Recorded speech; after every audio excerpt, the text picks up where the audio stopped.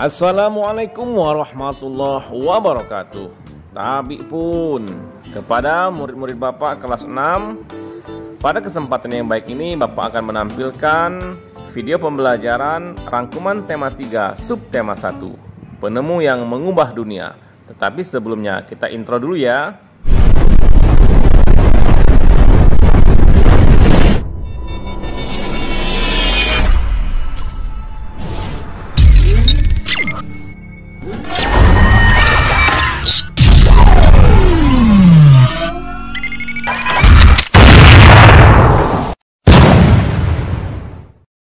Ya, pelajaran pertama adalah PPKN tentang hak dan kewajiban. Hak adalah segala sesuatu yang berhak dimiliki oleh setiap individu sejak dia dilahirkan di dunia ini. Hak tersebut meliputi kekuasaan, kepemilikan, kewenangan, kepunyaan, segala hal dalam berbuat sesuatu. Kemudian kewajiban adalah segala sesuatu yang harus dilaksanakan agar semua individu mendapatkan haknya secara layak. Nah, ini contoh-contoh hak dan kewajiban. Hak di rumah, yang pertama hak anak mendapatkan nafkah dari ayah. Yang kedua, hak anak mendapatkan kasih sayang dari ayah dan ibunya. Kemudian yang ketiga adalah hak semua anggota keluarga mendapatkan kasih sayang dari semuanya. Kemudian kewajiban di rumah, kewajiban menghormati kedua orang tua, kewajiban menjaga nama baik orang tua dan keluarga, serta kewajiban menyayangi semua anggota keluarga. Kemudian di sekolah, hak di sekolah yang pertama adalah hak untuk mendapatkan pembelajaran dari guru. Yang kedua, hak untuk bertanya kepada guru tentang materi yang belum paham. Yang ketiga adalah hak untuk mendapatkan fasilitas yang sama. Kewajiban di sekolah, kewajiban menghormati guru, menjaga nama baik sekolah, dan kewajiban menjaga lingkungan sekolah agar tetap kondusif. Ini adalah contoh hak dan kewajiban kalian sebagai seorang murid.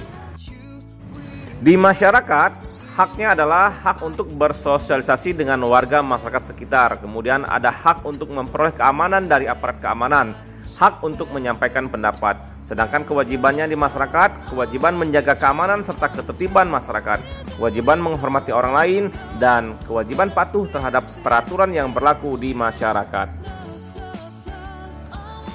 Pelajaran yang kedua adalah bahasa Indonesia tentang teks eksplanasi ilmiah. Apakah itu teks eksplanasi ilmiah? Yaitu teks yang menerangkan suatu proses yang bersifat ilmu pengetahuan alam seperti gejala alam, terjadinya pelangi, proses arus listrik, dan sebagainya. Teks eksplanasi berfungsi untuk memberikan penjelasan kepada pembaca tentang proses terjadinya sesuatu yang disusun menurut prinsip sebab akibat. Teks eksplanasi sendiri terdiri atas pernyataan umum, deretan penjelas, dan penutup atau kesimpulan. Nah, di sini Bapak akan menjelaskan bagian dari teks eksplanasi. Yang pertama adalah bagian pernyataan umum. Ini berisi informasi singkat tentang apa yang akan dibicarakan atau yang disampaikan. Lalu yang kedua, bagian deretan penjelas, berisi urutan uraian atau penjelasan tentang proses dari peristiwa yang terjadi dan dijelaskan secara bertahap atau berurutan.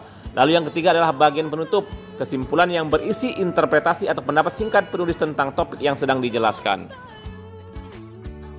Nah, ini adalah contoh dari teks eksplanasi ilmiah tentang Thomas Alva Edison yang ada pada buku tematik kalian halaman 32 dan tentang listrik mengubah wajah dunia. Silakan kalian baca ya. Selanjutnya pelajaran IPA tentang penemu listrik. Listrik telah membawa banyak perubahan dalam kehidupan masyarakat di dunia. Michael Faraday adalah tokoh penemu arus listrik. Faraday lahir pada tahun 1791 di Newington, Inggris. Ia berasal dari keluarga miskin dan hanya sebentar merasakan pendidikan di sekolah.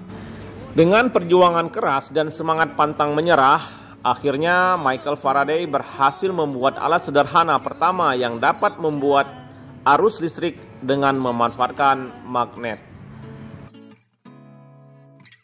Pada bagian pembahasan energi listrik, listrik sangat berperan penting dalam kehidupan manusia. Manusia melakukan banyak kegiatan yang berhubungan dengan alat-alat yang membutuhkan energi listrik. Dengan adanya energi listrik, maka lampu dapat menyala, setrika menjadi panas, dan komputer dapat menyala. Seperti halnya sekarang yang sedang kalian lakukan ya, melihat video pembelajaran dari Bapak ini, HP kalian menggunakan energi listrik.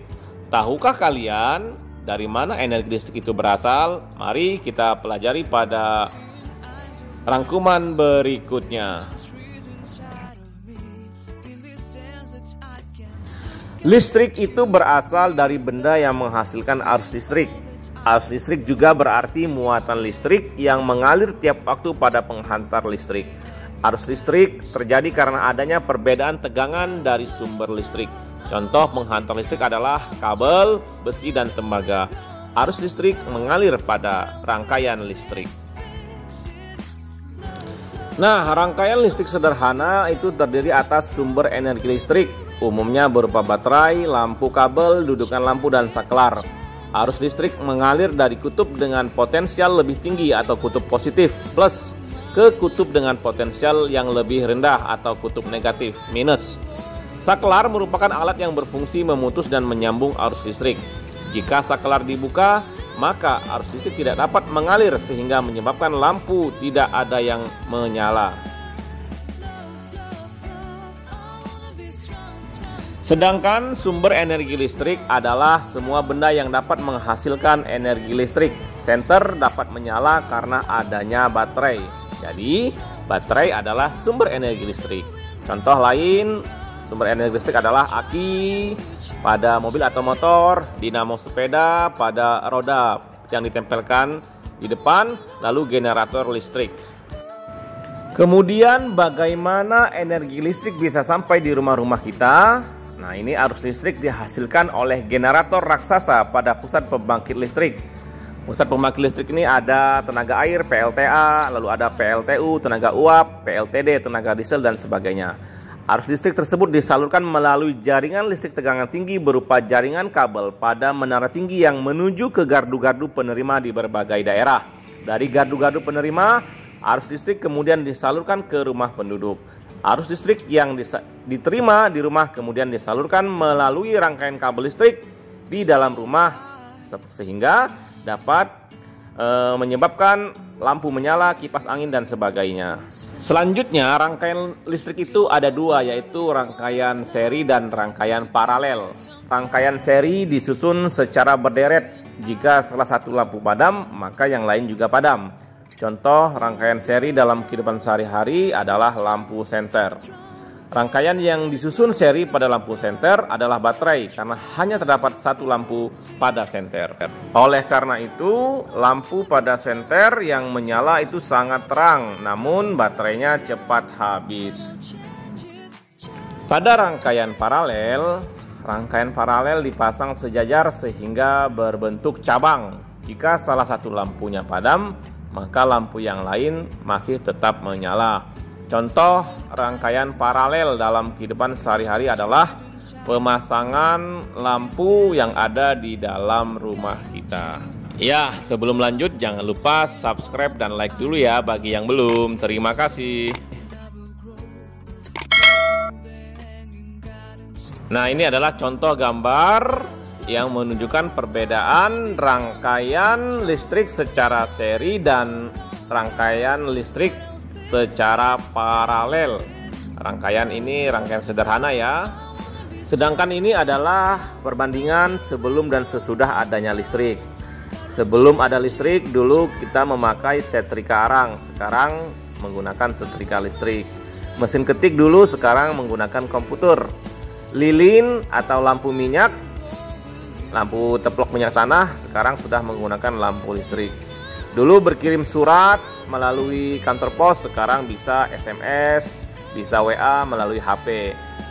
Dulu kita menimba air di sumur, sekarang sudah ada mesin pompa air.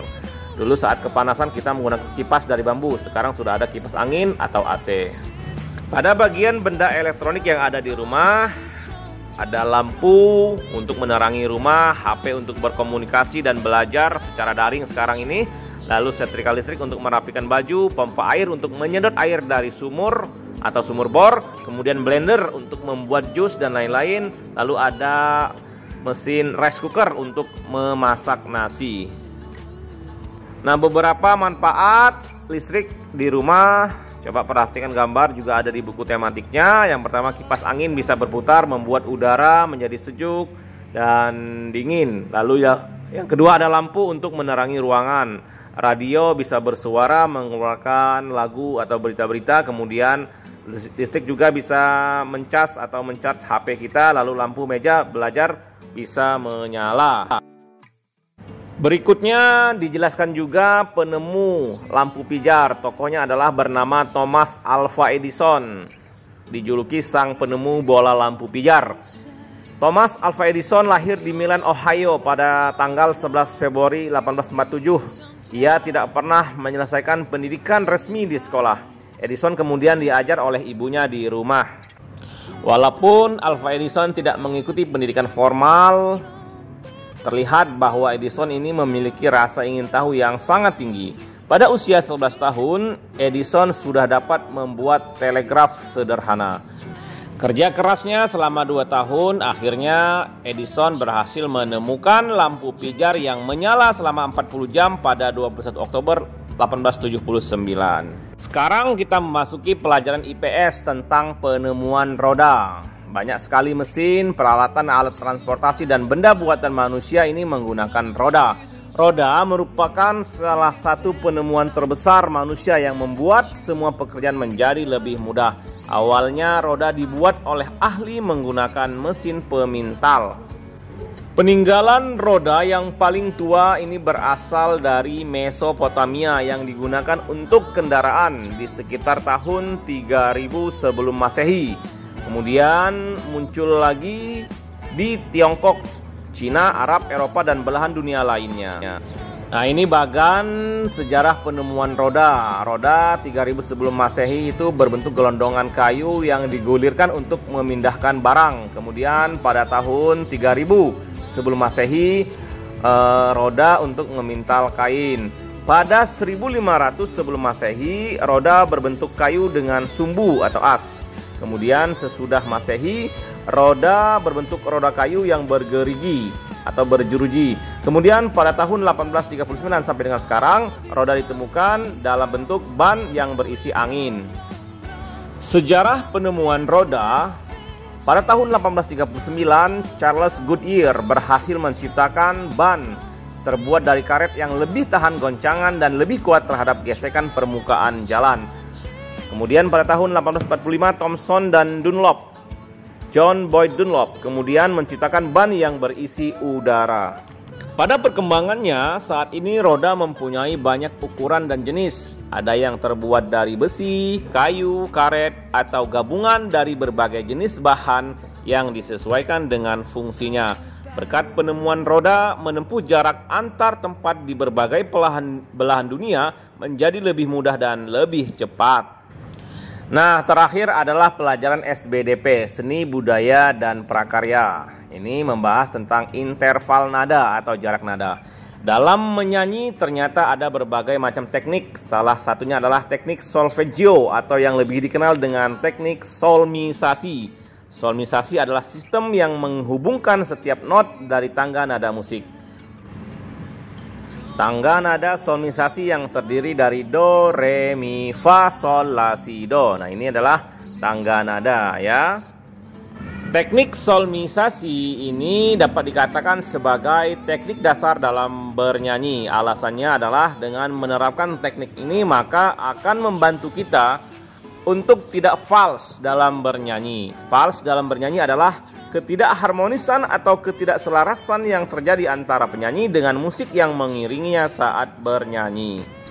Ya, tentunya dengan rajin berlatih sendiri secara otodidak maupun kita ikut kursus bernyanyi, maka kepekaan terhadap interval atau setiap tangga nada yang ada pada solmisasi akan lebih sempurna. Jika sudah semakin peka pada setiap nadanya, maka nanti saat kita bernyanyi tidak lagi mengalami fals atau nadanya sumbang begitu ya. Nah, pada bagian akhir video ini Bapak akan menyanyikan salah satu lagu daerah dalam hal teknik solmisasi. Lagu daerah ini berjudul Mariam Tomong dari daerah Tapanuli, ciptaan Nahum Situmorang. Ada di buku kalian halaman 19 ya.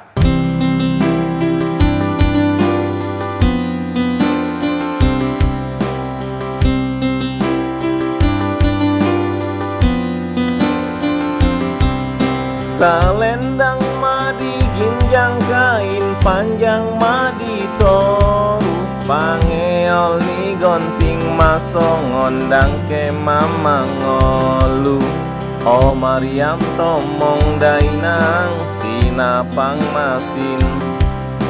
O Mariam tomong dainang sinapang masin.